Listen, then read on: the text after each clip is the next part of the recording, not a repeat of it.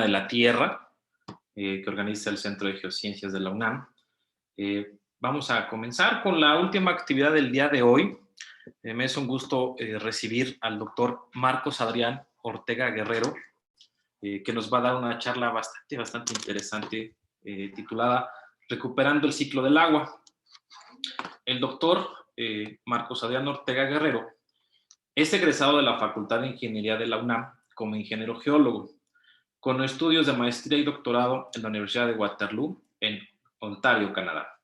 Su experiencia profesional incluye 5 años en la iniciativa privada en hidrogeología y geotecnia, así como 17 años en la investigación científica en la UNAM, en los institutos de ingeniería, geología y actualmente en el Centro de Geociencias, con las líneas de investigación relacionadas con el agua subterránea y en particular con los sistemas de flujo y mecanismos de migración de contaminantes. Ha sido profesor y director de tesis relacionados con el agua subterránea a nivel licenciatura y posgrado por más de 30 años, así como diversos proyectos de investigación desarrollando un marco interdisciplinario y transdisciplinario con mecanismos de transferencia y divulgación del conocimiento científico para el desarrollo tecnológico y la toma de conciencia colectiva, así como políticas en torno al agua. ¿Sí? Demos la bienvenida al doctor Marcos Adrián Guerrero. Bienvenido, doctor, y adelante. No lo escuchamos, doctor. ¿Podría encender su micrófono, por favor? Listo. Listo, doctor. Pues bienvenido. Adelante. Muchas gracias. Muy amable por la presentación, doctor Alejandro Rodríguez. Y como siempre es un gusto participar en este tipo de charlas. Les agradezco mucho la invitación. Y bueno, es un tema que hemos estado trabajando mucho en los últimos años relacionados con el ciclo del agua. Y en este caso el título es un poco... lleva la idea de generar mayor interés, porque las ideas claves de la charla son fundamentalmente el ciclo del agua y su fragmentación, y el segundo es de que si existe ya una fragmentación del ciclo del agua, ¿cuáles son los elementos que debemos considerar en su recuperación? Entonces son las dos ideas claves de esta charla. Bien, antes de iniciar con la presentación, pues quiero, digamos, centrarlos en la experiencia que los que están atendiendo la charla se centra en cuál es su experiencia en el agua. Muchos de ustedes son investigadores, profesionistas, pero también hay muchísimos estudiantes de posgrado, licenciatura y público en general. Entonces es muy interesante que en este momento nos concentremos en esa experiencia tan importante que es para cada uno y cada una de ustedes con respecto al agua. Para la parte inicial de la plática, pues es la distribución del agua en el planeta, que es uno de los puntos centrales y que nos van a llevar a profundizar en el tema de la charla relacionada con el ciclo del agua. Sí, diferentes autores han cuantificado la distribución del agua en el planeta con diferentes metodologías, estrategias, etcétera. Y bueno, los números globales, los números generales son de que el agua en mares y océanos es del 94% prácticamente. El agua subterránea representa el 4% del agua en el planeta. Lleven la cuenta por ahí, por favor. El 2% está en casquetes polares y glaciares. Y solo un porcentaje muy pequeño, que es menos del 0.01%, pues está en la atmósfera, en los seres vivos, entre ellos los seres humanos. Entonces, esto es muy importante porque la fuente más importante de agua en el planeta, y principalmente como agua dulce, es el agua subterránea. Y representa uno de los mayores porcentajes en su distribución. Y esto pues obviamente nos lleva a la importancia que requiere entender el agua subterránea, pero no solo eso, sino cuál es su conexión con todos los demás elementos del ciclo hidrológico. En el caso de México, pues el agua es muy importante, representa, dado que el país tiene un 75%, 80% de zonas áridas y semiáridas, cerca de 80 millones de mexicanos dependemos casi exclusivamente del agua subterránea. Y si la ubicamos en el contexto internacional que mencionaba anteriormente, pues el 97% del agua dulce en el planeta es subterránea. Y de ahí la importancia de estudiarla y de ver las interacciones que tiene con los otros elementos del ciclo, pero no solo eso, sino también en términos de la colaboración transdisciplinaria, interdisciplinaria, que genera el pues participar en su conocimiento.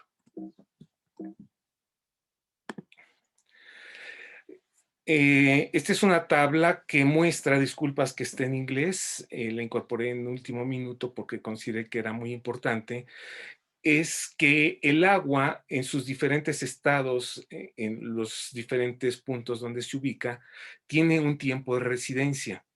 Y esto es muy importante, es fundamental para su conocimiento y gestión. Y aquí solo voy a resaltar algunos de ellos, en particular el agua subterránea, obviamente, que van desde unos días, semanas, unos cuantos años, por ejemplo, en el caso de los pantanos, de algunos lagos, presas, que puede tener tiempos de residencia hasta de 10 años, pero en el caso de los mares y océanos puede tener tiempos de residencia de alrededor de 4,000 años. En el caso del agua subterránea, tiene un rango de residencia bastante amplio que va desde unas cuantas semanas hasta 10,000 años. Y en uno de los ejemplos que les voy a dar, pues tendremos incluso edades de 30,000 años como tiempo de residencia y posiblemente más. Bien, y esto nos lleva al contexto del ciclo hidrológico a nivel global, que sin duda mantiene los porcentajes, las interacciones de manera general, pero cuando la analizamos ya a escalas locales, podemos encontrar que muchos de estos componentes ya se desconectaron, lo que lleva a cabo su fragmentación. Para ello, les voy a describir este diagrama esquemático del ciclo hidrológico, donde existen muchos componentes que relacionan o interaccionan entre la atmósfera, con el suelo, los ecosistemas terrestres y el subsuelo. Y esta imagen es muy importante porque nos muestra eh, estos componentes fundamentales para entender tanto su funcionamiento como lo crítico que pueden ser para fragmentar esa comunicación del ciclo del agua. En esta imagen pueden ustedes observar, bueno, es un bloque diagramático donde tenemos los elementos de superficie, tenemos la vegetación, tenemos el suelo. Muchos del suelo puede ser natural o bien corresponder a zonas deforestadas que en México son abundantes y en muchos casos llevan más de 300, 400 años, pero también el cambio de uso de suelo para permitir el crecimiento agrícola y la urbanización. En este caso, dado que uno de los ejemplos corresponde con la parte agrícola, aquí muestro un tractor que es usado tradicionalmente en la agricultura y que si no es utilizado de manera adecuada, que es el 99.9% de los casos, compacta el suelo. El suelo es un elemento fundamental en esta intercomunicación del ciclo del agua en superficie con el subsuelo. Y ustedes verán en otras charlas la importancia de diferentes características del suelo. Aquí está indicado, el suelo está marcado como un elemento fundamental para esta comunicación del agua de lluvia, que si ustedes la sustraen del escurrimiento sobre el terreno, del flujo en arroyos, etcétera, hay una componente que se infiltra. Y la infiltración ocurre en diferentes niveles. Por un lado, nos vamos a encontrar con la zona no saturada, donde el agua de lluvia al infiltrarse va cambiando los contenidos de humedad del suelo en diferentes porcentajes. Llega a un nivel que nosotros denominamos el nivel freático, recibe otros nombres, nivel piezométrico, etcétera, pero este nivel es muy importante porque separa la zona de flujo en zona vadosa no saturada de la zona que corresponde ya al agua subterránea, que son zonas donde tenemos una saturación de todo el espacio poroso o de las discontinuidades del medio geológico y están totalmente llenas de agua. Y es importante comentar que dentro de lo que es el agua del subsuelo existen zonas que se denominan de recarga, como esta de aquí, donde la definición de zona de recarga es no solo el agua que infiltra hacia el nivel freático, sino que el movimiento del agua, como ustedes aprecian aquí en esta componente de flujo, en estas flechitas que indican el movimiento del agua en el subsuelo, en este caso el movimiento del agua es desde el nivel freático hacia abajo. Y eso es lo que define una zona de recarga. Y esto es fundamental porque a veces se piensa que solo las zonas donde se infiltra el agua son zonas de recarga. Y no necesariamente es así. Se tiene que cumplir la segunda condición, que es del movimiento del agua desde el nivel freático hacia abajo. Y así como existen zonas de recarga, aquí el agua está fluyendo en el acuífero, en los materiales geológicos del subsuelo, pero también de acuerdo a la posición de estas líneas que ven ustedes aquí en color café, representan las líneas de igual energía a través de las cuales se mueve el agua subterránea. Entonces, así como tenemos un flujo descendente vertical aquí en zonas de recarga, tenemos flujo ascendente vertical en las zonas de descarga, que están siempre asociadas con arroyos, ríos y lagos, donde a pesar de que no haya lluvia o episodios de lluvia en ciertos periodos, los arroyos, los ríos siempre llevan agua. Y esa agua es agua subterránea. Al igual que muchos lagos en México y en el mundo, que representan zonas de descarga, y a todos estos elementos están asociados muchos ecosistemas acuáticos, y cuya presencia pues no se explicaría si no es por la presencia del agua subterránea fundamentalmente. Entonces, en este esquema es en el que nos vamos a desarrollar en el resto de la charla.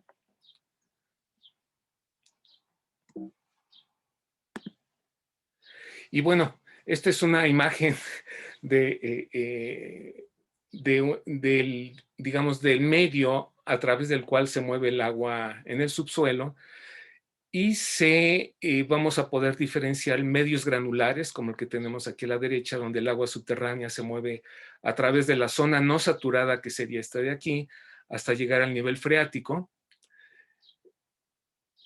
Y fundamentalmente, incluso toda la teoría del funcionamiento del agua subterránea está asociada al medio granular, pero también tenemos el agua que circula en rocas fracturadas. Todas estas discontinuidades permiten el movimiento del agua en el subsuelo.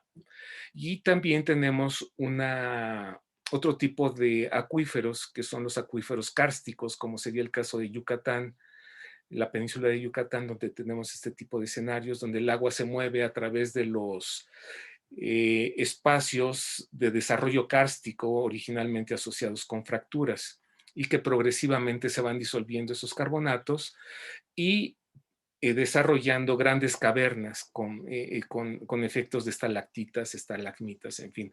Pero es que es uno de los medios en los que se mueve el agua subterránea. Bien, desde el punto de vista del ciclo hidrológico como un sistema, lo tenemos aquí indicado, donde tenemos todos estos elementos como la precipitación, la, la intercepción del agua de lluvia, mucha es retenida por los árboles, por algunas plantas. Posteriormente cae al suelo, puede existir este flujo de agua hacia arroyos, eh, generando escurrimiento hacia los ríos principales.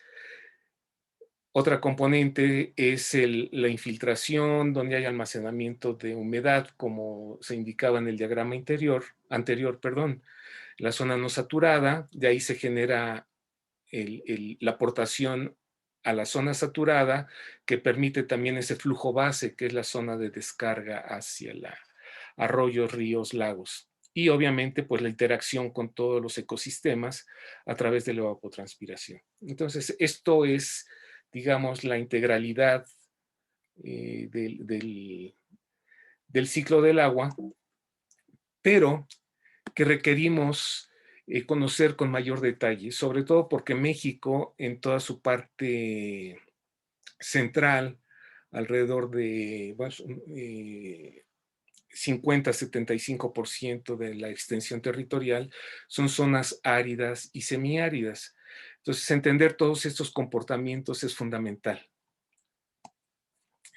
Y en particular, porque en el caso del agua subterránea, si ustedes analizan toda la parte central del territorio nacional, está de alguna manera ya considerada como una zona de acuíferos sobreexplotados. Y mucho de esta problemática está asociada a un conocimiento incompleto del ciclo del agua y desde luego del comportamiento del agua en el subsuelo. Incluso muchos de los criterios que utiliza la Comisión Nacional del Agua son erróneos, están fundamentados en conceptos y en ecuaciones erróneas, que no consideran esa comunicación que debe de ser cuantificada con gran rigor científico. Y el tema central de esta plática está enfocada a un paradigma integrador de las ciencias del agua, de cómo conectamos todo lo que es el agua en la superficie, en la atmósfera, sobre la superficie del terreno y el subsuelo. Y considerando que la cantidad más importante de agua, o sea, los porcentajes de cerca del 97% del agua en México son de agua subterránea, este mecanismo integrador es fundamental para no solo entender su funcionamiento, su cuantificación, sino para una gestión adecuada y la interacción entre diferentes disciplinas de ciencias de la Tierra y ciencias acuáticas. Bien, aquí voy a entrar a una serie de diagramas que tienen que ver con todas estas interacciones. Y es a lo que denominamos los sistemas gravitacionales de flujo de agua subterránea. Y aquí lo que se está representando es una sección del terreno. Toda la parte superior representa la topografía. Digamos, tenemos la zona de montañas que se van incrementando hacia cierta elevación en este caso. Y en la otra dirección, con una topografía, digamos, más suave, a otro parteaguas, por así llamarlo. En geología, hidrogeología, trabajamos mucho con este tipo de secciones, donde aquí tendríamos la superficie del terreno, aquí en la indicación que llevo, aquí tendríamos la presencia de un río importante que existen en todas las cuencas y que están interaccionando con el movimiento del agua en el subsuelo, pero también con todos los mecanismos de climatología, de suelos, de vegetación, de todos los ecosistemas y de las evidencias que se van presentando que se presentan de manera natural en cuencas hidrológicas. Bien, aquí podríamos tener el análisis considera una profundidad un poco mayor a 1 kilómetro de profundidad y extensiones de cercanas a 100 kilómetros. Para que tengan ustedes idea de cuencas regionales, pueden ustedes considerar la cuenca en la que ustedes se ubican, que conocen, puede ser la cuenca de México u otra cuenca similar, solo que en la cuenca de México obviamente son condiciones lacustres las que tenemos en esta parte.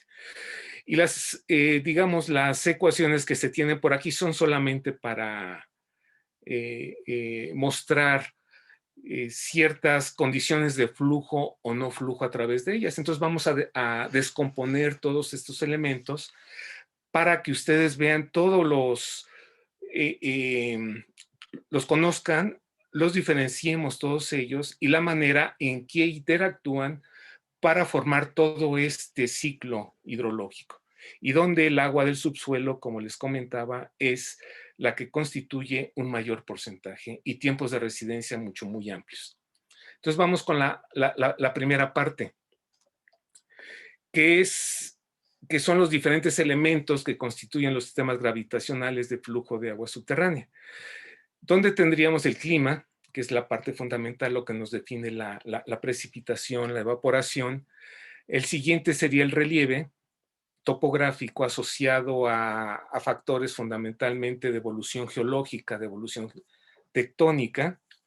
Tendríamos después el suelo y los ecosistemas que prácticamente están en esa delgada capa que comunica ambos sistemas. El cuarto sería el referente geológico. La geología es todas las discontinuidades del medio geológico, la evolución regional que tiene una zona en particular, es la que permite discontinuidades o el depósito de materiales granulares, que son los que va a ocupar el agua que se infiltra al subsuelo. Un quinto elemento es el agua subterránea, la que está circulando en ese medio. El sexto es un concepto de carga hidráulica. Vamos a verlo como la energía que tiene el agua en el subsuelo, que genera o controla el movimiento del agua con la profundidad, desde la superficie hasta mayores profundidades. El séptimo son los patrones de flujo, las flechitas que dibujábamos, que están asociados a la carga hidráulica. Otro aspecto fundamental son la evolución química, porque el agua subterránea, al interactuar con las rocas y materiales del subsuelo, disuelve muchos de estos minerales y, bajo ciertas condiciones termodinámicas, genera cierta composición, la liberación de algunos elementos que entran en solución y que acompañan al agua en su movimiento. También existen isótopos que se incorporan y nos permiten conocer las zonas de donde entra el agua, donde sale y sus tiempos de residencia. Un noveno factor es la interacción entre todos estos elementos, que es lo que nos permite involucrar a todo el ciclo hidrológico. Pero no solo eso, no solo en condiciones iniciales o naturales, sino que también podemos ir viendo cómo la influencia de los seres humanos vamos modificando estos sistemas de flujo, desde la deforestación, las prácticas agrícolas no sustentables, la urbanización, etcétera, etcétera, etcétera. Entonces les voy a mostrar de manera muy rápida, con un par de ejemplos también al final, cómo incorporamos todos estos elementos. En el caso del clima, pues es fundamental lo que es la lluvia, que es función del tiempo y del espacio, es la que nos va a definir la cantidad de agua que cae sobre esta región y también cómo es controlado la evaporación a través de la radiación solar, la temperatura, etcétera. Pero es un elemento fundamental que es la entrada del sistema gravitacional. El segundo, pues, es el relieve. Estas formas del terreno son fundamentales también para el escurrimiento, para el control orográfico de la lluvia, etcétera. Un tercero, pues, es la constitución, la forma de la cuenca hidrológica. Dependiendo de la forma de la cuenca hidrológica, de los materiales que contenga, de la vegetación, los ecosistemas en ella, nos va a definir ciertos controles en los escurrimientos que van a generar cierto retardo en los mismos, o bien en el caso de cuencas muy deterioradas, pues ya ningún material que lo retenga, ni vegetación, ni suelo. Entonces los picos del hidrograma, que serían estos de aquí que se muestran, van a generar prácticamente un escurrimiento directo que va a generar, además de erosión adicional, inundación de zonas urbanas. Mientras que aquellas cuencas que tienen menor grado de deterioro van a permitir cierta retención del agua de lluvia en la vegetación, en el suelo, van a reducir el escurrimiento y van a permitir que el agua circule, digamos, durante más tiempo y sin generar erosión. En términos de los ecosistemas, tenemos una interacción muy importante de todo lo que es el clima en la superficie con los procesos de retención, intercepción, etcétera. Antes de que el agua caiga aquí al suelo, pues tiene que, es retenida en muchos de estos ecosistemas. Pero también los ecosistemas controlan mucho del agua de infiltración y además obtienen del agua que requieren para sus procesos fotosintéticos del agua en el subsuelo, tanto de la zona no saturada como de la zona saturada. Muchos de estos árboles pueden estar tomando directamente agua para sus requerimientos del nivel freático. Y estas plantas pues son características de algunas regiones de los ecosistemas que les comento en la cuenca. El siguiente, pues, es el medio geológico. Toda esta región en amarillo que vemos aquí representa el medio geológico, que bajo un escenario puede ser, lo que raramente ocurre es de que todo sea homogéneo, isótropo en términos de la conductividad hidráulica del mismo, pero que pueden ser de tipo granular, fracturado o kárstico, dependiendo de la región donde nos encontremos. ¿Y qué es esto que describíamos anteriormente? Entonces es muy importante la caracterización geológica de estos medios, las propiedades que tienen para permitir la infiltración, almacenamiento del agua en el subsuelo. En el caso de algunos depósitos, son estratificados. Aquí la idea fue mostrarlos como un pastel, donde tenemos diferentes capas con diferentes propiedades, con mayor extensión, menor extensión, que controlan mucho de este movimiento en el subsuelo. Porque en el caso anterior son sistemas muy simples, pero cuando entramos ya a sistemas estratificados con diferentes propiedades en sus depósitos, por así decirlo, pues vamos a tener que el movimiento del agua subterránea va a ser sumamente complejo.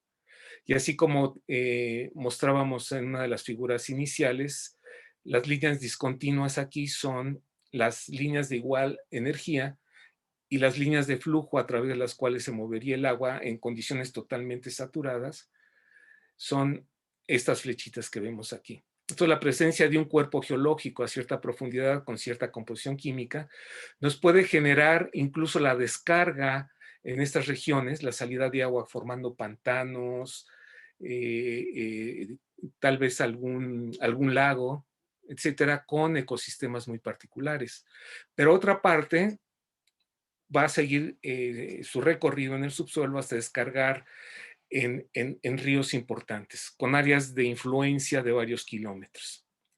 O bien, como este caso de abajo, donde tenemos las capas geológicas con cierta posición estructural asociada a la evolución tectónica, donde vamos a tener también un comportamiento bastante particular.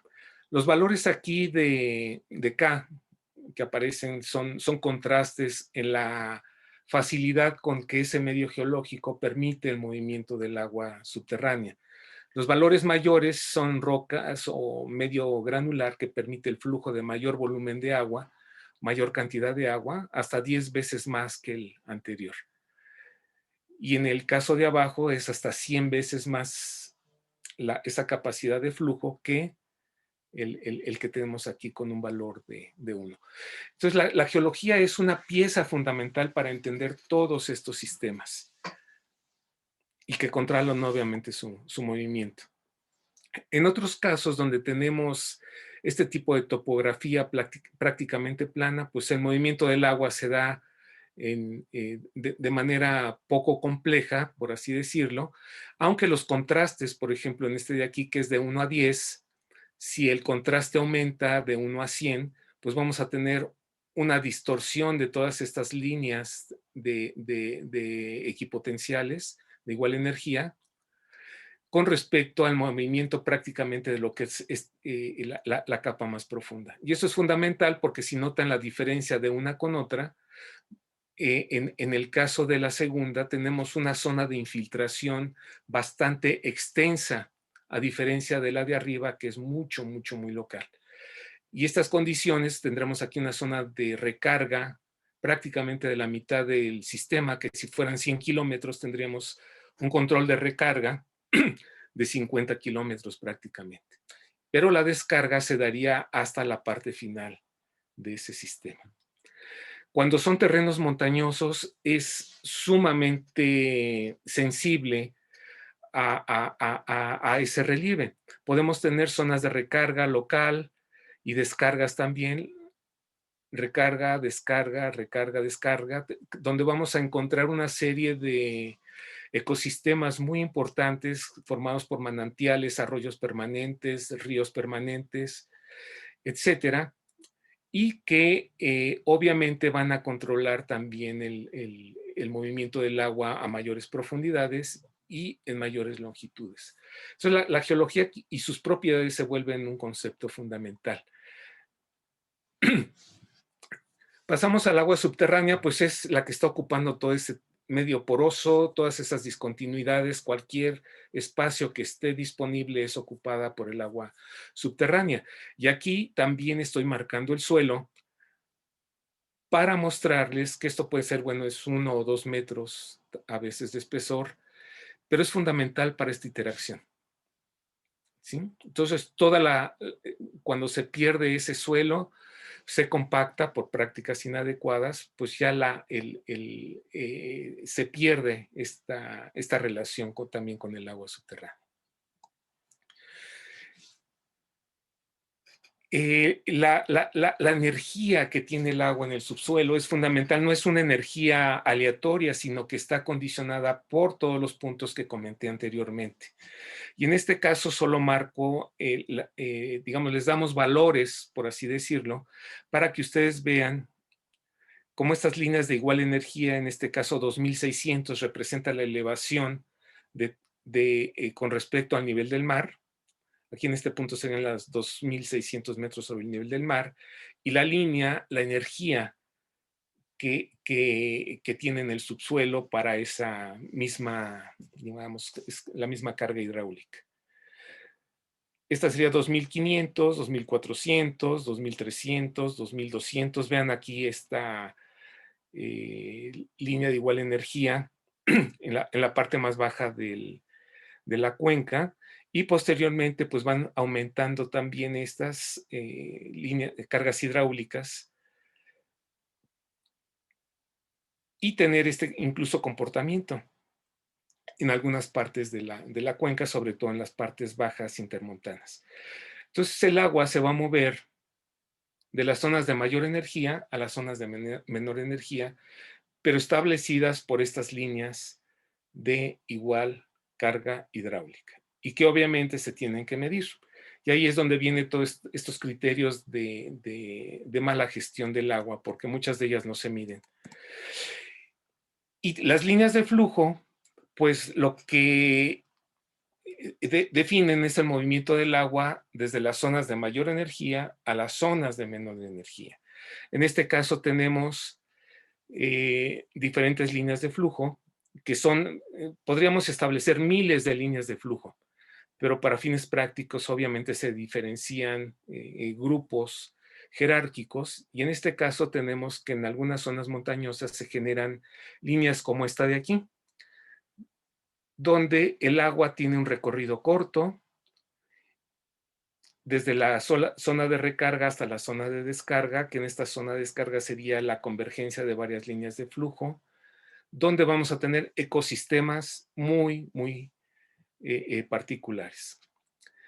Estas líneas de flujo, esta agua subterránea representa lo que se denominan flujos locales de agua subterránea, donde el tiempo de recorrido, los tiempos de residencia son pequeños, son de unos meses a unos cuantos años.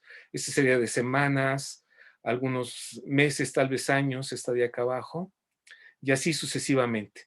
En sistemas naturales, pues se van a encontrar ustedes en una cuenca hidrológica, tal vez con cientos y si no, con miles de manantiales en esas condiciones naturales, que obviamente a medida que se van haciendo los cambios de suelo, de uso de suelo, se van deformando. Los flujos locales tienen tiempos de residencia cortos. La química del agua que desarrolla está fundamentalmente asociada a la presencia de CO2 en la atmósfera, y muchas de las reacciones que se dan aquí en la superficie del suelo, los primeros centímetros o metros de profundidad, y el agua pues va a ser muy característica de sistemas bicarbonatadas, por la presencia de CO2, no necesariamente por la presencia de calizas, por ejemplo. Existen otras líneas de flujo, otro sistema que es este sistema que vemos aquí, color morado más o menos, donde el agua se infiltra a grandes profundidades, cientos de metros, en un movimiento descendente vertical, para después moverse de manera horizontal por varios kilómetros y finalmente salir, ¿sí? En un movimiento ascendente vertical, condicionado obviamente por estas equipotenciales.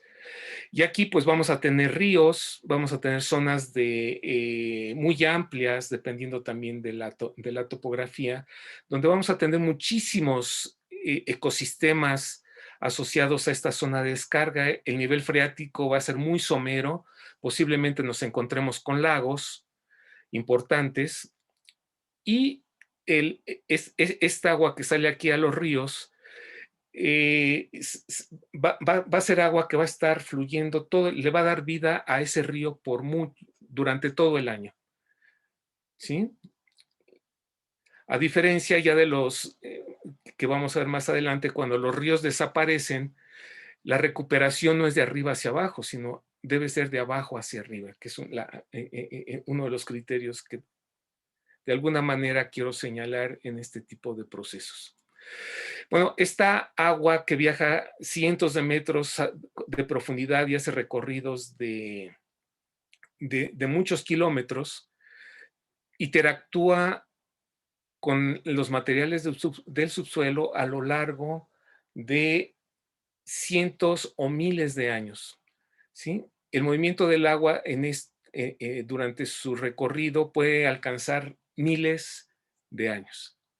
Y es una característica muy particular que además está asociada a los iones a los minerales que disuelve y que constituyen las rocas del subsuelo, pero con estos tiempos de residencia tiene más tiempo de disolverlos, de entrar en procesos un poco más complejos de disolución, de equilibrio termodinámico, y el agua normalmente es termal. Esta agua que corresponde a los flujos regionales, que así se denominan, es agua termal y tiene una alta concentración de iones en solución que adquirió de la disolución de las rocas, de los minerales de las rocas del subsuelo. Entonces, estas zonas de descarga van a corresponder a manantiales termales de 40 a 50 grados de temperatura. Es clásico en muchas regiones del país este tipo de zonas termales en los ríos, o bien que después se utilizan para balnearios. Es bastante común, pero lo interesante es que su tiempo de residencia ya es de miles de años. Y así como tenemos los flujos locales, tenemos los regionales y los intermedios, que sería este de aquí, que sería igual, tiene una zona de ingreso al subsuelo, recorridos importantes y zonas de descarga. Estos flujos se le denominan flujos intermedios, con características obviamente también intermedias entre los sistemas de flujo local y los regionales. Y si notan ustedes aquí, hay zonas en el sistema, en la cuenca hidrológica, donde convergen los flujos locales, los intermedios y los regionales. Y aquí es importante porque si ustedes empiezan a perforar pozos en este sistema a diferentes profundidades y en diferentes grados de extracción, van a estar sacando agua de diferentes edades. Van a sacar agua joven, van a sacar agua de cientos de años y van a sacar agua de miles de años de tiempo de residencia. ¿Sí? Y esto es fundamental porque la gestión del agua en México y en otras partes del mundo consideran que todos estos fenómenos se dan solo en ciclos anuales, lo cual conlleva a errores garrafales en la gestión del agua. Y es por eso que veíamos todas estas zonas rojas de acuíferos con problemas en una de las imágenes. El octavo punto fundamental aquí es la interacción química que ya he estado mencionando, pero que tiene mucho que ver con la evolución de la temperatura, con la dominancia de algunos iones, en el caso de Somero, de los carbonatos, de los bicarbonatos, en sistemas más profundos, los decloruros, que son bastante... los cloruros pueden estar asociados a grandes trayectorias, no precipitan hasta otras condiciones de precipitación en la superficie, y de los intermedios son los sulfatos. Pero casi todos ellos vamos a tener un incremento de los sólidos totales disueltos, es decir, la cantidad de iones que entran en solución asociados a ese movimiento. Y obviamente también incrementos de pH, pero donde si tenemos sistemas geológicos estratificados, pues va a depender del orden de encuentro de un agua que circula en un tipo de roca con respecto a otras. Entonces, la evolución química es fundamental en este proceso. Y el noveno que les comentaba, pues es la interacción de todos esos elementos, desde el clima, el suelo, los ecosistemas, el agua subterránea, la energía en términos de cargas hidráulicas, el flujo, la química, etcétera, etcétera. Y esto es una forma donde podemos integrar todos esos elementos del ciclo hidrológico. Además, constituido por la importancia que representa el agua subterránea. Ahora, ¿qué pasa? Bueno, y para eso estudio, obviamente, para determinar todos estos sistemas gravitacionales de flujo de agua subterránea, que es Totiano y Frisianos, es por los autores que lo desarrollaron durante más de 30, 40 años, cada uno con características diferentes, pues tenemos diferentes herramientas de la ciencia para entenderlos.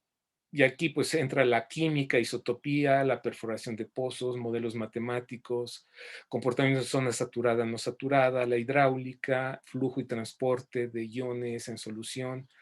Es importante la mecánica de suelos y de rocas porque están asociadas a estos flujos también. El ciclo del agua en función del tiempo y obviamente con aquello que estuviera asociado con el cambio climático. Y un factor fundamental es el factor social, que es el que genera muchos de estos cambios. El comportamiento del agua superficial con los ecosistemas, la geofísica, la formación profesional, la geología, la gobernanza y gestión del agua. En fin, para establecer estas características se requieren un conocimiento bastante amplio y profundo. Y bueno, en el caso 10, imagínense ya cómo los seres humanos interrumpimos estos sistemas. Desde el momento en que se empiezan a deforestar grandes zonas de bosques en las montañas, el momento que se empiezan a destruir los ecosistemas locales o bien a perforar pozos, miles de pozos en una cuenca sin criterios adecuados, pues todo este sistema se empieza a deformar, empezamos a cortarlas, a eliminar o más bien a desaparecer las zonas de recarga o la opción de recarga al subsuelo. Por ejemplo, tenemos aquí un terreno agrícola donde siguen los procesos tradicionales de cultivo y después de una lluvia que no fue muy abundante, miren toda la erosión, la acumulación, el encharcamiento de agua, Y obviamente para poder regar los cultivos que se tienen aquí, se tiene que extraer más agua del subsuelo para ponerla en la superficie. Y como estos suelos están dañados, no permiten la infiltración del agua, de esa agua, entonces tienen que estar sacando cada vez mayores y mayores volúmenes de bombeo, de agua subterránea para las prácticas agrícolas. Como es este caso, es un caso aquí en Guanajuato donde se tiene una cuenca hidrológica que está limitada por el color azul y donde tenemos miles de pozos, son alrededor de 2.500 pozos, en la actualidad son cerca de 3.000, donde la mitad de estos pozos jamás debieron haberse perforado. Eso les da la idea de la gestión inadecuada del agua en el subsuelo, pero donde los aspectos críticos más graves están asociadas a la presencia de elementos químicos nocivos a la salud humana. En este caso tenemos, bueno, les comento aquí, seguramente conocen San Miguel de Allende. La presa de Allende es una de las ciudades que están consideradas como las mejores ciudades para vivir. Tenemos la zona de Dolores Hidalgo, es cuna de la independencia nacional, y otras poblaciones importantes. Pero aquí lo interesante es de que los elementos químicos que están disueltos en el agua subterránea y asociados a la explotación excesiva de la misma han generado grandes regiones. En este caso estamos hablando de cerca de 500 kilómetros cuadrados, donde las comunidades y ciudades están utilizando agua rica en arsénico, que es elemento cancerígeno, o bien de otros elementos como el flúor, que abarca toda esta región de cerca de 800 kilómetros cuadrados, y donde, por ejemplo, en el caso de San Miguel de Allende, 7 de cada 10 niños llegan con severos daños de fluorosis y neurológicos, ya que el fluoruro, el flúor, le llamas fluoruro cuando está disuelto en el agua, el flúor daña también los neurotransmisores. Ese es un ejemplo. La edad del agua en esas regiones puede ser entre 5.000 y 35.000 años como tiempos de residencia, donde los podemos asociar con base en los diagramas que les mostré a flujos regionales y donde el flujo local y el intermedio ya se utilizó. Es decir, la extracción del agua que se hizo del subsuelo utilizó los flujos locales, intermedios, y ha generado la migración de flujos regionales, por no considerar los criterios que he estado describiendo en la charla. Y por último, tenemos otro ejemplo que es la región lagunera en la zona de Torreón, Gómez Palacio y Ciudad Lerdo, en el norte de México, donde no se entendió mucho de esta interacción del ciclo hidrológico y actualmente tienen prácticamente, aquí están las ciudades principales, Ciudad Lerdo, Torreón y las otras, y para 1990 habían provocado la migración de agua rica en arsénico desde los límites de lo que eran las lagunas que definen la historia de la región lagunera y donde una industria lechera de la laguna extrajo tanta agua permitida por la gestión de la Comisión Nacional del Agua y que actualmente está exponiendo a cerca de 2 millones de personas a altas concentraciones de arsénico, que es cancerígeno. Si ponemos aquí la imagen del año actual, prácticamente toda esta zona estaría cubierta de rojo.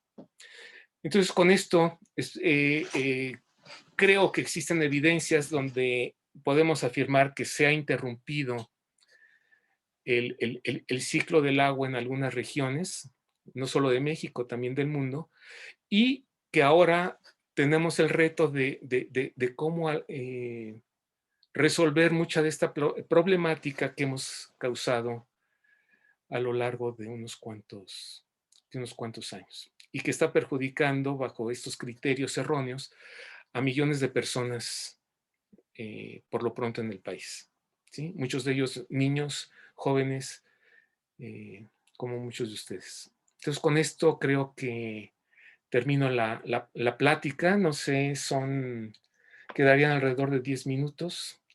Con mucho gusto, preguntas, dudas, preguntas que pudiesen generarse.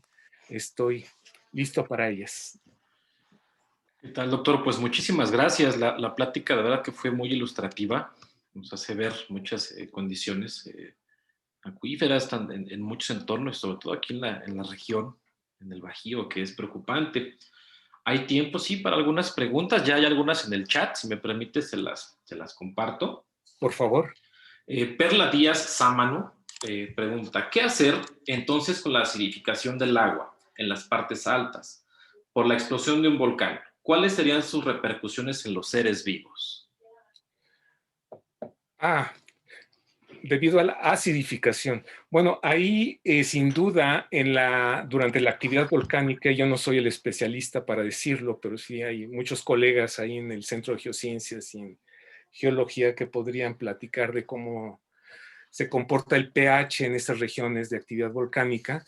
Bueno, definitivamente desde el punto de vista asociado al ciclo hidrológico local, por así llamarlo, pues va a haber efectos importantes, ¿no? Tanto en la acidez del agua que cae sobre el terreno y que va a afectar la vegetación nativa o los cultivos que se tengan en esa región. Y en términos de la influencia en el agua subterránea, sin duda se han hecho mediciones también. Tengo entendido que en el en ambos institutos que mencioné, Centro de Geociencia e Instituto de Geología, Geofísica, han hecho mediciones de manantiales asociados a la actividad volcánica y que sí tienen efectos importantes en la variación de los pHs y temperatura. Pero ya digamos, cómo se genera una mayor influencia, yo no he realizado estudios al respecto y creo que sería una línea de trabajo muy importante a desarrollar. Sí, es muy interesante. Además, pues también una erupción volcánica grande, como han ocurrido muchas en el pasado, pues puede provocar el cierre de cuencas, el desvío de ríos, entre otras cosas, ¿no? Que físicamente pueden alterar la mecánica propia del ciclo hidrológico, ¿no? Sí. Hay otro comentario, dice Inara Pérez, ella es mi estudiante de la carrera de Ciencias de la Tierra. Ajá. Dice, vivo en San Miguel y muchos campesinos y gran parte de la población vive preocupada por la falta de agua, además de que siguen construyendo muchas casas y fraccionamientos. Imagino que su pregunta es cómo afecta esto al ciclo hidrológico. Bueno, justamente esta cuenca, que es la cuenca alta del río La Laja, también llamada Cuenca de la Independencia por la región geográfica donde se encuentra, ha sido motivo de una extracción, de un uso de concesiones, tanto de agua superficial como subterránea, más allá de la capacidad de la cuenca. En el caso del agua superficial, bueno, se han construido muchísimas presas, no solo la de San Miguel que está en la salida, sino también varias presas aguas arriba que han reducido el escurrimiento superficial. Y por otro lado, la extracción de agua subterránea es prácticamente del doble de lo que entraba antes bajo condiciones naturales. Entonces, en la actualidad, en ese acuífero, ya no existe la recarga. El agua que se está extrayendo de toda esa región es agua antigua, de 10,000 a 35,000 años. Entonces, se habla ahora de que falta agua en esa zona, pero ha sido debido a una gestión inadecuada, tanto de la cuenca como del acuífero. Entonces, para restablecer las condiciones de estos sistemas, pues habrá que llevar acciones sumamente drásticas y de un uso mucho más pues responsable del agua, ¿no? San Miguel sigue creciendo la zona urbana. Cuando hablaba de que es la mejor ciudad para vivir, lo hice también a propósito, porque realmente es una que ha estado, San Miguel ha devastado toda su ambiente. Y sin duda también lo que es el agua superficial y subterránea, ¿no? Asociada a los demás municipios, no solo de San Miguel, sino alrededor de 7 municipios los que han sido responsables de ello. Y una sobreexplotación del agua va a ser mucho más difícil. Afortunadamente, pues hay científicos actualmente estudiando esto, que pueden ayudar a trazar planes de remediación. Por ejemplo, hay otro comentario, una pregunta aquí entre los participantes. Dice, ¿cuál es la razón por la que el agua potable de la zona cercana a Tlacote y Avenida de la Luz tiene un olor a azufre? Pues sin duda es interesante la pregunta, pero yo no he trabajado mucho en Querétaro. No he trabajado mucho en Querétaro y no podría responder la pregunta. Y pues creo que es una buena oportunidad para que se vengan a hacer una tesis en este sentido, ¿no? Puede ser un Ah, buen proyecto de investigación podría para ser, los justamente interesados. cuál es el origen del azufre en esa zona del Tlacote. Así es. Hay una pregunta más, dice Fabiola VT. Dice, en el caso de San Miguel, las personas que habitan, ¿no se les informa de lo que ocurre? ¿O el porqué de los casos de los niños que acuden por la cuestión de flúor? O sea, me parece que se refiere a esta información no se divulga propiamente a la gente. Bueno, es un tema muy, muy importante este que se está mencionando, lo que es la divulgación del conocimiento científico. Bueno, yo puedo confirmar, hicimos investigaciones en toda esta cuenca. Iniciamos hace alrededor de 25 años como Centro de Geociencias. Yo fui el investigador responsable de estas investigaciones y podemos un día hablar con mucho gusto de todo lo que se hizo en la zona. Las investigaciones iniciaron en 1998. En el año 2000 ya teníamos resultados y todos los resultados se les dieron a conocer bueno, debo decir, previo a estas investigaciones, la Comisión Nacional del Agua ni la Comisión Estatal del Agua conocían que hubiese problemas de calidad del agua. ¿Por qué? Porque no analizaban por esos iones, así de sencillo. A pesar de que existe una norma de calidad del agua para consumo humano, no se aplica esta norma en el país. Entonces, lo que hacen es analizar por 10, 15 elementos químicos. Nosotros analizamos por 75 elementos químicos por primera vez en México y entre los 75 encontramos altas concentraciones no solo de arsénico, flúor, sino de otros más. Y en el año 2000, 2 años después, lo dimos a conocer a la Comisión Nacional del Agua, a la Comisión Estatal del Agua, a la Secretaría de Salud Federal, a la Secretaría de Salud Estatal, a los 7 municipios que están dentro de la cuenca, y hemos estado insistiendo desde hace 20 años en esta problemática. O sea, esto se ha dado a conocer, hay publicaciones científicas al respecto, pero también hay una gran oposición de los tomadores de decisiones, y en este caso los municipios y el Estado, para dar a conocer esta problemática, porque va en contra de sus propuestas de desarrollo regional. Sí, es algo tremendamente importante. Pues el agua, si nosotros sin agua no vivimos. Es importante resaltarlo. Uh -huh. Stephanie Yuset pregunta, ¿cómo ha sido la pérdida de biodiversidad en el caso de la cuenca de Guanajuato, relacionada al agua? Sí, bueno, en la cuenca de la Independencia, bueno, ha sido, la pérdida ha sido brutal. Si nos vamos a las condiciones iniciales de la cuenca, en esta cuenca existían 2 lagos en el siglo XVI.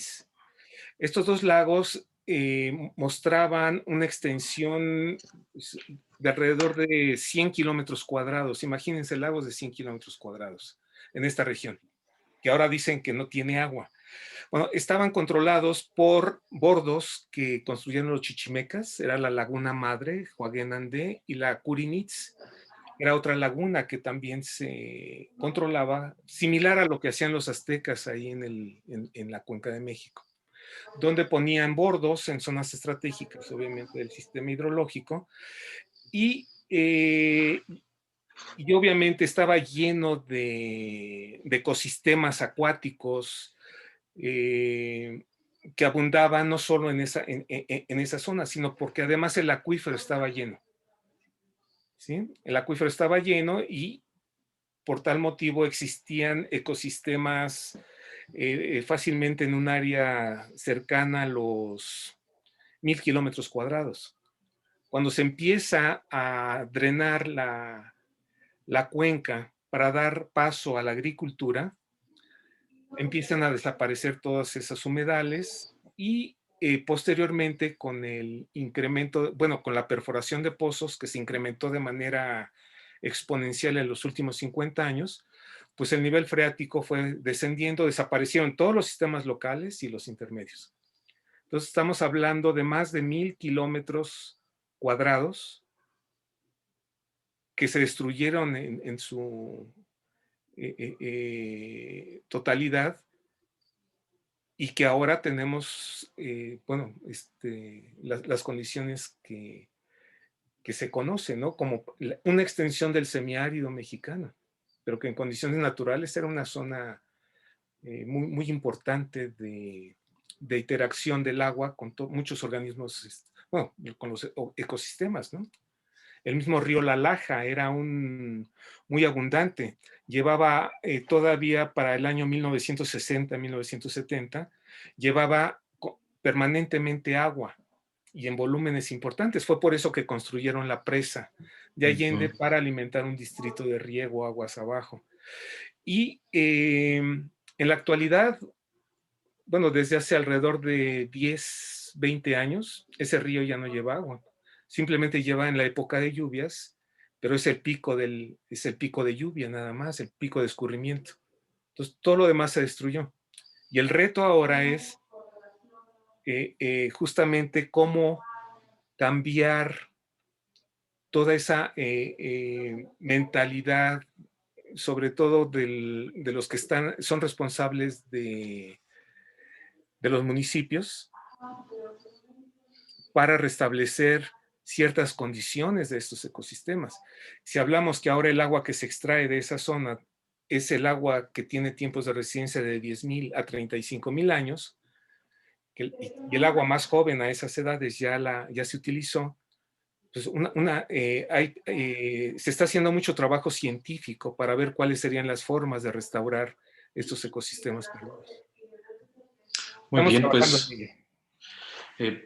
yo quiero hacerle una última pregunta ya para cerrar, que es algo que seguramente mucha gente que nos ve, que está participando, y además en todos lados, el público en general, se debe de preguntar, y que nos preocupa a todos. ¿Nos podemos quedar sin agua? No creo. Yo creo que agua para los seres humanos siempre va a haber, ¿sí? Y al costo que sea. Esa es otra herramienta que se está utilizando mucho para seguir desgastando.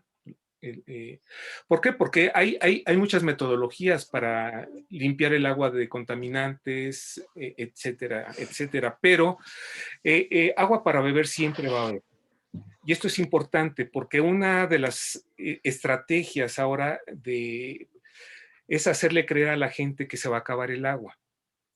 Y eso no es cierto. ¿Por qué? Porque aprovechan eso para vender el agua embotellada, aprovecha para vender sistemas de limpieza, filtros o metodologías para limpiarla, con la amenaza o el miedo de que se va a acabar el agua. Pero no, agua para el consumo humano siempre va a haber. Lo que sí es, tal vez no haya agua para la industria, no haya agua para algunos sectores agrícolas, pero el agua para consumo humano es fundamental y siempre va a haber. Claro, entonces es más bien concientizarnos, hacer un uso más racional del agua, sobre todo. Esa es una, pero también reestructurar a todo el sistema que toma decisiones alrededor del agua. La problemática que tenemos en el país es debido a que las secretarías, digamos, los tomadores de decisiones, los que debieran estar gestionando el agua en este país para que estuviera disponible en cantidad y calidad, como ahora lo exige la Constitución, pues no lo hicieron. Al contrario, tenemos evidencias también de muchísima corrupción al respecto. Entonces, uno de los mensajes para toda la gente joven que esté estudiando estos temas es de que se requieren también buenos funcionarios públicos funcionarios honestos y que conozcan, pues al menos el ciclo del agua en sus contextos un poco más, al menos como lo estamos presentando, ¿no? Claro, pues por eso es muy importante estas charlas de divulgación en este foro abierto de la Semana de la Tierra para que la gente conozca y sepa esto y se invite a que la gente, como usted bien lo menciona, a ser nuevos científicos y también nuevos gobernantes que sepan de esto. Doctor, pues le agradezco muchísimo su plática, fue verdaderamente muy interesante, muy ilustrativa, nos hace darnos cuenta de muchísimas cosas que nosotros, no nada más nosotros como geocientíficos tenemos que saber, sino que toda la gente allá afuera debe conocer, aunque sea un poquito. Le agradezco muchísimo, doctor. Gracias a usted también, doctor Rodríguez, y gracias a los organizadores también de este Semana de la Tierra. Muchas gracias. Y bueno, no me queda más que agradecer a todos los participantes en este primer día de actividades de la Semana de Ciencias de la Tierra. Hemos llegado a la última actividad y recuerden que vamos a estar toda la semana con muchas pláticas, muchos talleres, conferencias muy interesantes. Pueden preguntar todo lo que a ustedes les surja. Es la oportunidad de preguntar lo que siempre quisieron preguntar. Muchas gracias. Les cedo